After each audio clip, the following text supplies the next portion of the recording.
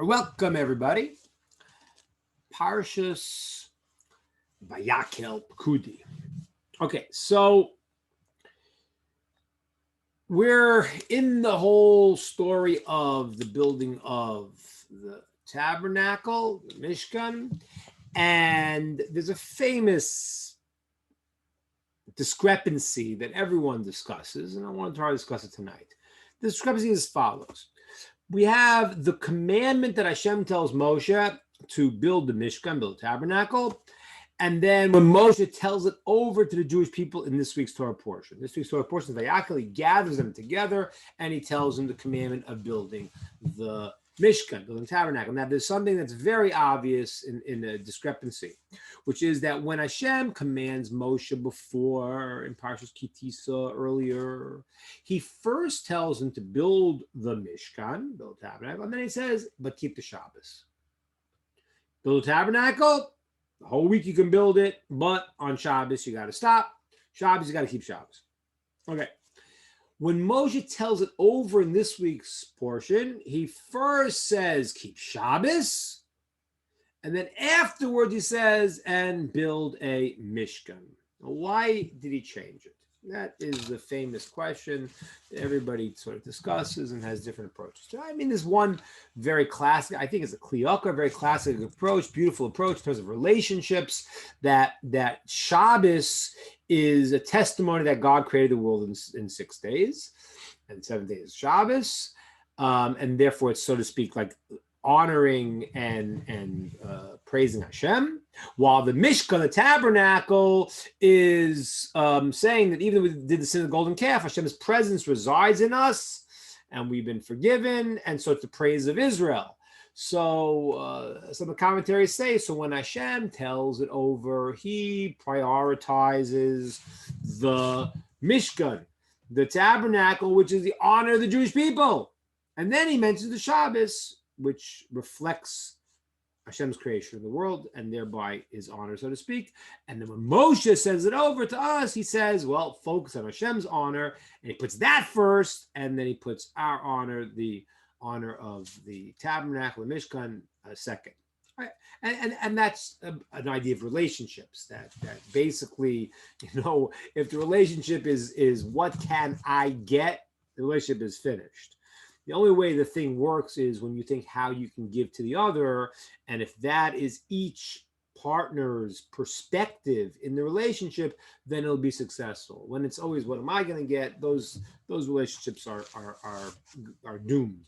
So similarly, we have a relationship with Hashem and the Jewish people, and that's really the idea of the song, the Shir Hashirim, Song of Songs. Even though it is the law is you cannot think this is a love song that a person is, writing, and you're not allowed to write words from Song of Songs as a love song for another person. Yet, and it's between the Jewish people and God, yet it's not an accident. It's written in the form of a love relationship between a husband and a wife. That's not an accident. I mean, it's a very deep relationship, and there has to be a certain type of dynamic. And that type of dynamic has to be applied to how we relate to Hashem also, and that's how he relates to us, and then we'll have a successful relationship. Okay, that is one of the standard approaches to this discrepancy. I want to say a different approach. That is the approach of the Shem Shmuel, the great Hasidic masters, Sukkot Rebbe, and just try to flesh it out a little bit. Okay, so our question again, why when Hashem said over the commandment, he said, build the Mishkan, build the tabernacle, and then Shabbos? But Moshe told it to us, right? Hashem told to Moshe, he emphasized tabernacle first, then Shabbos. When Moshe tells it over us, he emphasizes Shabbos and then the Mishkan. Why?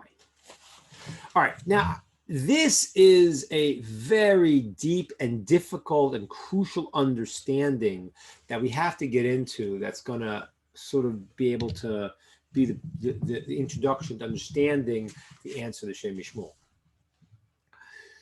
Let's go back to the first sin, Chet, in the Garden of Eden, Gan Eden. And we'll see there's a tremendous similarity between the sin of the tree of knowledge of good and evil in the Garden of Eden and the sin of the golden calf in last week's Parsha. One thing that stands out to us immediately, which the Nefesh Chaim points out, is that when I want to do something bad, God forbid, I don't need somebody from the outside to come and to convince me. Usually there's a way to be enticed on a person's own. A person sees something and they then want it, or they have a problem, they desire honor, they want it.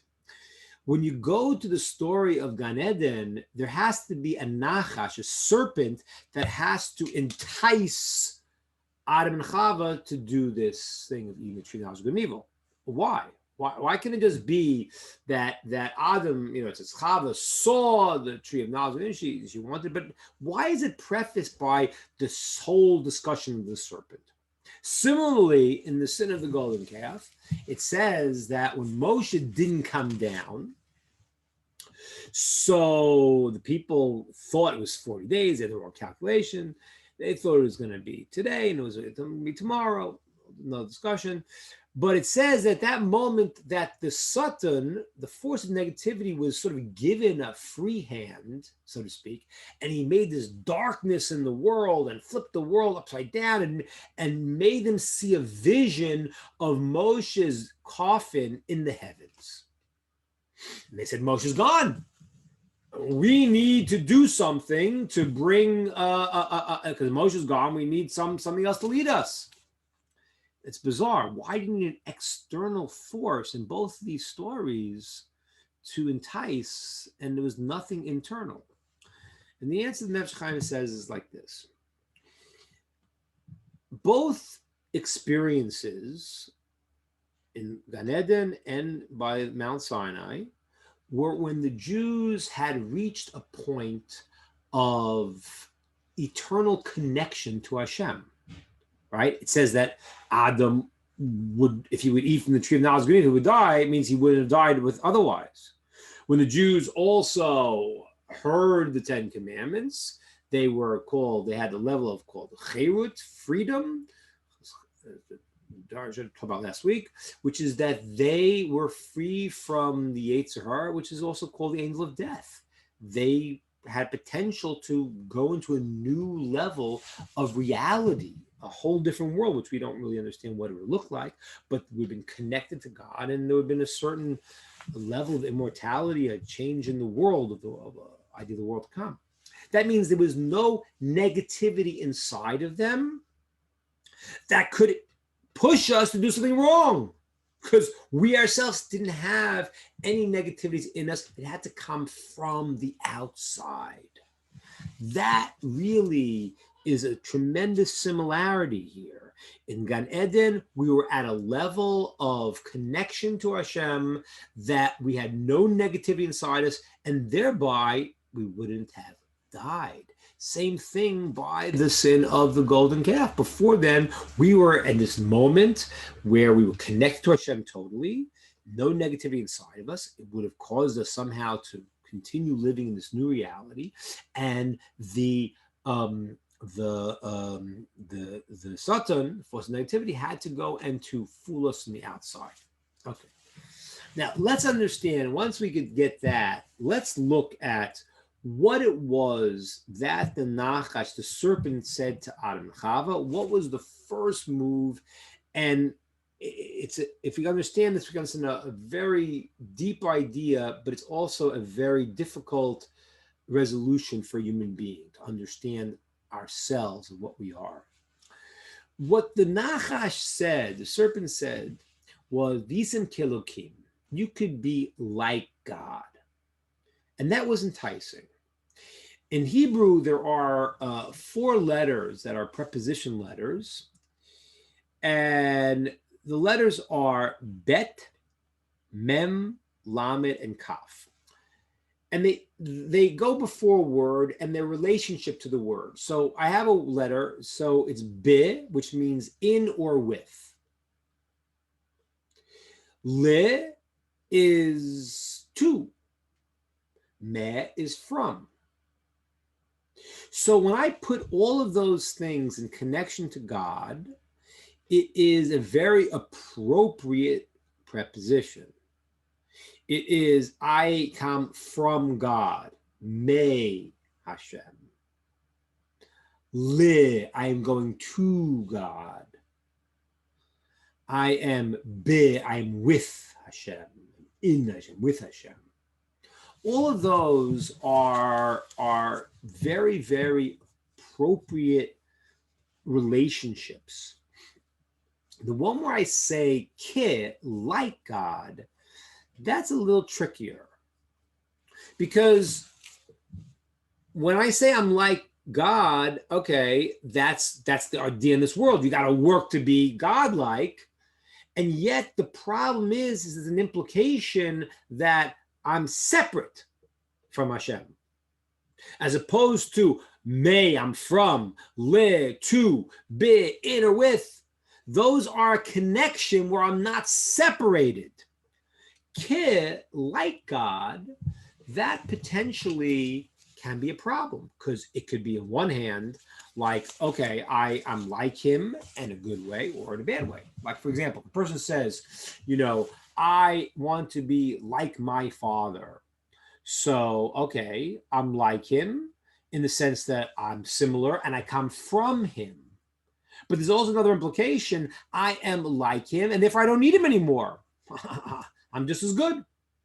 And that was the move of the Nachash. What the snake said, the serpent said, was Visem Kelokim. There's a certain place in a human being where I want to be like God. I don't want to be subservient. I don't want to be in or with.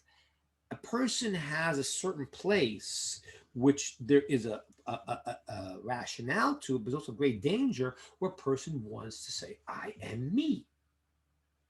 Understood? But that literally is what caused the chet, the sin of Adam and Chava, and caused death. It's like, imagine a second, you take you want to take a appliance in your house and you plug it into the socket. When you do that, the appliance can go on forever. It lives because it's connected to its source. If you cut it off from the source, even if you put a battery, what you've done with the battery is you've charged it that it'll last a certain amount of time, but it will die because it's not connected back to its source. That's literally what happened in Gan Eden. What happened was that our relationship to Hashem was a relationship of we are from, we are to, we are in, with, we're connected to the source, and therefore we would be eternal. Once we said, no, I want to be separate. I'm ki. I am like, I'm my own self. I'm like. That point, death comes into the world. And that's why the word death, met, when you spell it backwards, is the word tam. Tam means pure and simple. Be pure with God. Means that I'm connected, I'm attached, because I feel that is my source. And then there's life. Cut from the source, it's mace, it's dead. That is a very deep concept, because I don't even know how to explain it really, because the truth is that when Hashem created the world, for us to feel that we even exist, there needs to be a concealment, tzimtzum, concealment, to have the experience of other. If everything was open and we'd see the world, we would just, we just wouldn't have any sense of separate self. But again, if we have no separate sense of separate self, then how do I go and do anything? So there is in the world, the way the world is set up, and that's why we talked many times, the word in Hebrew for world is called olam. Olam is lehalim, to conceal. The only way you could have a world where you could choose good or choose evil if God conceals himself. And you can see, you cannot see. But the truth is if that's correct, that the idea of this world is olam, is helem, is concealment, because God concealed himself. Now I could choose between this or that. I could say I see God, I don't see God, because he's concealed. So I saw one of the commentaries in the Orgdarius. He says, so what's olam haba? If the world to come is the time of clarity, so then why is it called the word olam, the world that is to come? Or that's coming, how you understand it. So he says, because there needs to be enough of a sense of that you are still you, because if there's no concealment at all, then something else but Hashem. So this is a human sort of dilemma. It's a dilemma because it creates, on one hand, the more I'm separate, then the more I think me, and God forbid I'm cut off my source. At the same time, if you don't have any sense of self, well, you're not going to get up and do anything.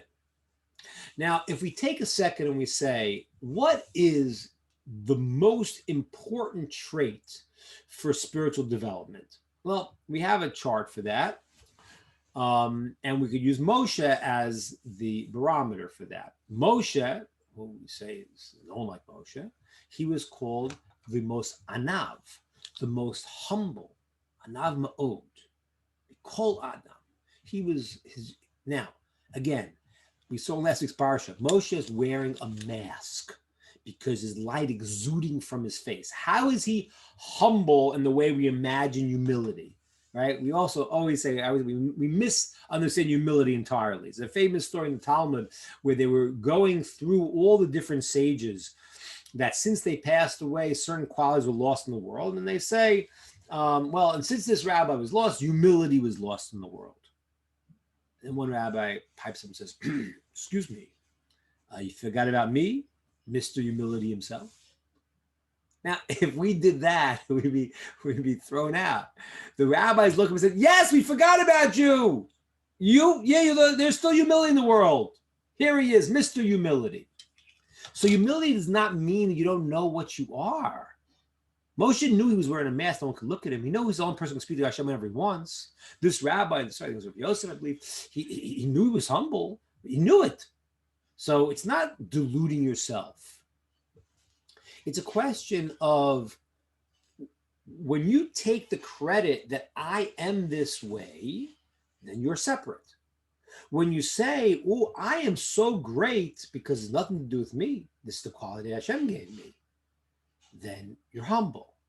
It's not easy to do.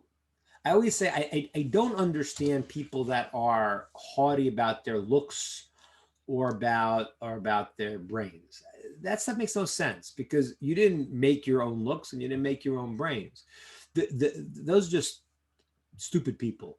But people who, when they accomplish something, yes, I did it. I did it. So how do you get the level of Moshe as you become greater and greater, you still realize that without Hashem's putting this into you, you really don't exist. You're nothing. And Moshe, as he's greater and greater, he is more and more humble, more and more an anav, because he realizes that this is, his whole existence is a reflection of Hashem in him. And that's the key we have to understand. The key is, yes, you are great, but it's nothing to do with you. You're trying to be a vehicle to be reflecting some aspect that Hashem is letting be reflected through you. Now, I saw an amazing point. I forgot who said it, but they have an amazing. He says that it says by Moshe he was very humble, mikol adam, from any human being. Says this Hasidic master, it says every human being. Why? Because he wasn't more humble than the angels. Okay. Now that sounds like sort of a, I don't know, academic discussion. What does it mean? What's the humility of angels? He says no, because The humility of an angel means the following. The angel has no existence other than its messengership. It's like in our terms, I'd say the laws of gravity have no ego. So yeah, because the law of gravity, it's a rule that God created in the world. The malach is the word melacha, is action. It is the function of God, and therefore it has no separate entity. It's always its approach is that this is what I do. That's all I am. That is the malach's existence. That's why when the Jewish people said Naaseh v'nishma, we will do and then we will hear, it says that Hashem said, who taught the secret of the angels to human beings?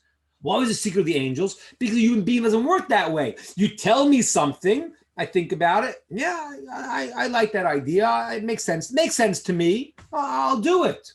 Because we have a sense of self, and therefore we take the idea and we do it. The Malachim is the opposite. The Malachim says we will do it, we understand it or not, because that's what we do. We are doers. That's what we are. We are the messengership. There's nothing else. When the Jewish people said at Har Sinai, Naaseh v'nishma, it says they got 2 crowns for that. Why? Because they hit this level of being so connected to Hashem that they were just conduits.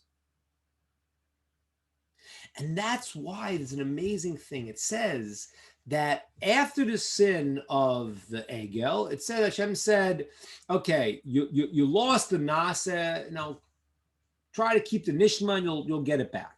I don't understand what that means. So let's try to understand based on what we said today.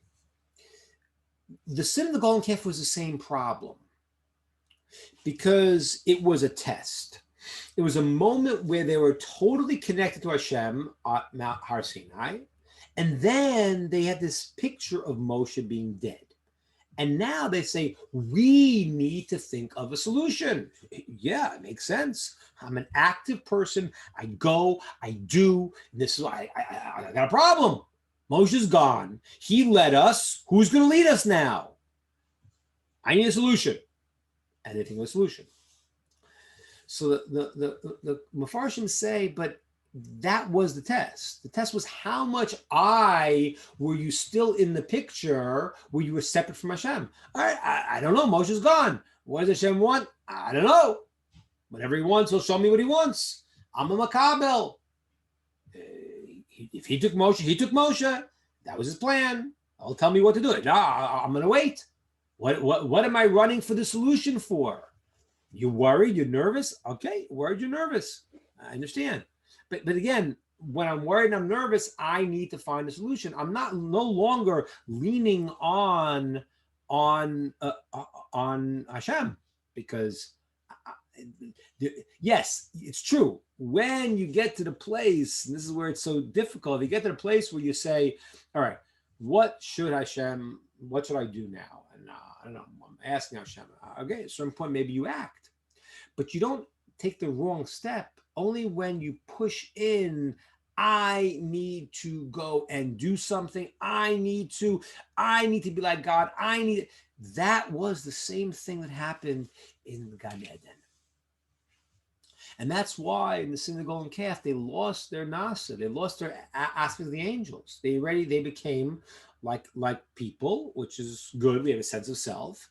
And at the same time, we have an ability to nullify that sense of self to our source. But it overwhelmed them, and they dropped that level of the angels. And that's why they lost the crowns. Because it wasn't like a punishment. I mean, it was a punishment, but it's not vindictive. It's like that Naaseh v'nishma means I'm totally connected. I'm plugged in. And I'm a conduit to Hashem once. You're not that anymore. Now, it's an amazing thing. It says in the Medrash, it says, well, is a time we still get the crowns back. When do we get the crowns back? The Naaseh v'nishma on Shabbos. On Shabbos, somehow, we get the crowns back. As the Gemara says, it says, even Am Haaretz, even if someone's ignoramus, aimless of the Shabbos Olav, the all of Shabbos is on him, because even a person, and I'm not talking about a person, unfortunately, today doesn't know anything, but a person who understands the Shabbos, even if he's not a scholar, like, oh, Shabbos, he feels something's going on. Those are the crowns back. He's tuned back in, he's plugged in. That happens every Shabbos.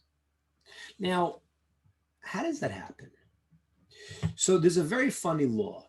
The law says that when Shabbos comes in, you should imagine that all your work is done. All your work is done. Hashem made it, and it's appropriate that that you should think, feel as every work. Now, what does that mean? You play a game with yourself? The guy has I don't know, he's plowing the field and he's halfway done, and now he has to stop. Shabbos comes in, he stops. So now I'm supposed to lie to myself. Yeah, I finished the field. He didn't finish the field. You're in the middle of a business deal. You're in the middle of a business deal. So it's like a game. I feel, I'm going to think that I did it, even though I really didn't. That's not the idea. What's the idea that when Shabbos comes in, you should feel like it's done? The idea is like this. When Shabbos comes in and you get your crowns and you're replugged in to the Olam HaRuchni, to the spiritual world of connection to Hashem, you don't really care. You don't really care. It's like, they always say, nobody leaves this world and says, I should spend more time in the office. There's a different dimension. That's the whole discussion. If the Mason, if people that died know what's going on in this world, and that whole discussion is as the soul leaves this world, it becomes irrelevant. This world is ephemeral. It's transient. It's not real. The person's in the true world. So this world and the problems of this world fall away. Shabbos is that. Shabbos is that it's done because I don't care. Fine, the field have done. It's done for me. I'm full. I'm out.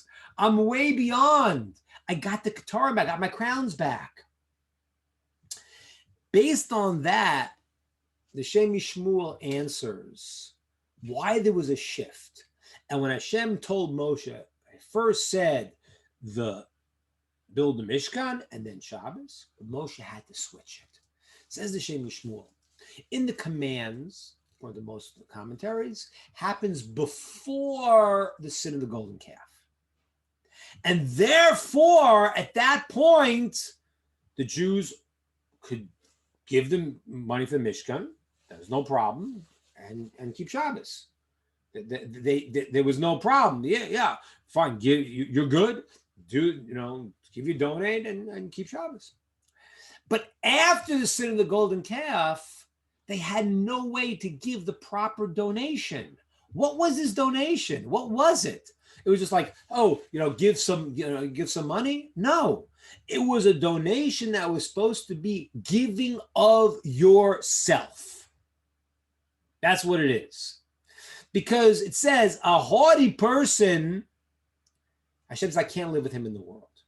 The humility creates a tabernacle, a mishkan, that God's presence resides. You're connecting to Hashem. So how you build the mishkan, a tabernacle, because you got a lot of money? Not just dump the money there. No, it was you were giving of yourself, and you were saying, I'm making myself a vehicle to do what Hashem wants. And that's why the donations had to be there. It's Nadiv Lev. It was the giving of the heart. Amazing deduction they say is it says Yivieha. All of the giving Nadiv Lev, all the giving hearts will bring it. But it didn't say will bring its donation. It'll bring it Yivieha. So the Hasidic masters say, what does it mean? You have to bring your giving heart into the into the Mishkan. You had to go and say, I'm not just donating something. I have to donate it from a place I like the Mishkan. I like this. I like that. And having a Mishkan is wonderful. It's great. We have a stadium here. We have a museum there. I got a Mishkan there, and I like the Mishkan. No, that's not it. That means it's me, and that's another thing that I do. The Mishkan was an ability to take the self out and understand that the self is a connection to its source. That you're great, but why are you great? You're great because you are a reflection of Hashem. That's all you are. When everything disappears, that's what's going to be left. And that will be the you that's there, is the you that is reflecting Hashem. So where are we taking credit and saying, oh, I'm great, I made myself? You didn't make anything. We didn't do anything. What did we do? Hopefully we are uncovering the godliness in us. And that's why Moshe had to put Shabbos first, because you would never be able to give the donation of the Mishkan properly without hooking into Shabbos again, getting the crowns back and the connection back. Then the giving to the Mishkan is proper. I want to explain, this really is, it's the idea of Shabbos in general. We have to understand. You have 6 days of work, and it doesn't matter what you do. If you merit to be in a world of spiritual pursuits during the whole week, it's still the 6 days are the days of work. You need to make something. I need to produce. There's a sense of my own obligation, and that's how the Torah starts. There is obligations, things you must do. And therefore, that is the quality of self, and there in me. If I don't do it, then it's not going to get done. I got to do it. That's the 6 days. Those are the days that you and the I need to create. On Shabbos, it's Shabbat. It's Shabbaton. It's ceasing. It's just being. That's what Shabbos is. It's to be, to exist. Where am I existing? I'm existing with my source. That's why Moshe put it there. If we have the Shabbos and we tune into that higher level that we were and we touch to be malachim, to be angels, to be connected to our source, then what comes out afterwards, we can really build a proper Mishkan to connect to Hashem. All the best.